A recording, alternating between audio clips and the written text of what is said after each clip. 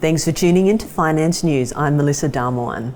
Here to talk to us today about BluGlass is Executive Chair James Walker. James, great to have you back in the studio. Yeah, thanks Melissa, always good to be here. I heard that you recently came back from Silicon Valley following your recent acquisition. Talk us through the trip. Yeah, no, I did. It was great to get over there and look at the facility that we bought last month. So it's in Fremont, California. I think as we've mentioned before, it's a fully functioning laser-dyed fab. And all part of our strategy of bringing our manufacturing of laser diodes in-house. So it was a great facility, I've got to say. Lots of room for expansion, a great team already in place, and lots of equipment that we will already need as part of our process of bringing the manufacturing in-house. As part of the trip, did you hire new staff? Yeah, no, we did. So as part of taking over that facility, there was a team in place that had already been there for over a decade. We made offers and have already hired 8 of those people, and they include laser dyed fabrication engineers and wafer processing technicians. So they've been working in the laser diodes industry for a long time. So we've secured them, they're already working on site. In addition to that, we've already hired a quality director of operations who comes from the laser dyed industry.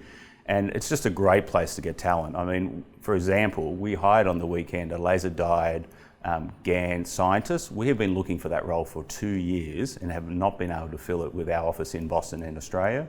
But having this facility in San Francisco actually allowed us to fill that spot quite quickly. So super excited by the advantages we get from that facility in terms of talent that we can get access to. Yeah, congratulations on that. It's good to see that the team is growing. Can you give us some more details as to the significance of these new roles now being filled? Yeah, no, completely. So all part of our strategy, which is to bring in-house our entire manufacturing process of laser diodes. So that includes the talent, resources, people who have worked in the industry, and then the facility itself. So the facility itself will allow us to increase significantly our manufacturing capability.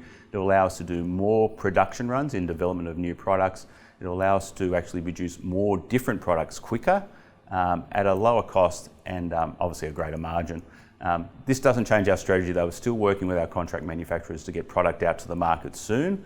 But over the next couple of months, we will start to bring those processes in-house and then be doing all the manufacturing in our facility over time. With all of this news, I know this normally happens with a team behind you.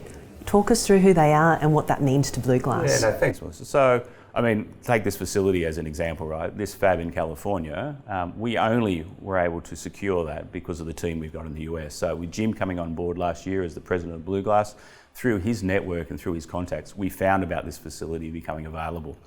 We wouldn't have had that opportunity if it wasn't for the local team in the US. So very thankful we're starting to build out the laser dyed team in the US. And let's face it, that's where the experiences are for laser dyed. That's where the industry is. So having this base in the US is going to be, significant for BluGlass as we go forward. I'm aware that the industry has 2 trade shows, one in America and one in Europe. And I'm aware that your team has recently attended one. Can you talk us through what the actual trade show is and what that means? Yeah, sure. So the trade show was in Munich. It's particularly about laser diodes, so industrial applications of laser diodes.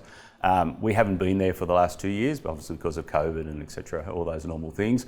So it was great to be back. It was great to talk to the customers, and it was a really strong validation for us that the customers are dying for new products and particularly flexibility around the product. So what we offer that the big guys don't is different wavelengths, different form factors, and just the ability to get products quicker and more flexible. So it was great to meet those customers, completely validated our model that once we've got a product in market, we will have customers wanting to buy our products. It was a great show. And is there any other feedback that you have received that could actually help you with the outlook of the company? Well, it was great validation of the products. So I think now with the internal team, both in Sydney and in the US, the fact that we can control our own destiny over time on the manufacturing side is a great validation of the market. And then that was supported by the customers. So, we're pretty excited about where we are in the process. Let's turn our attention to the bonus options. Can you give us some colour around that? As you know, we've just completed a rights issue and a placement last month. And that was really to facilitate the acquisition of this facility in California. We thought it was completely appropriate that we, reward our loyal shareholders with this bonus option. Just thanking them really for their support, over a long period of time. So the bonus option is a 1-for-8 for people who own shares as of the 30th of May. Those options will be issued next week, and then we intend to get them listed on the ASX as soon as possible.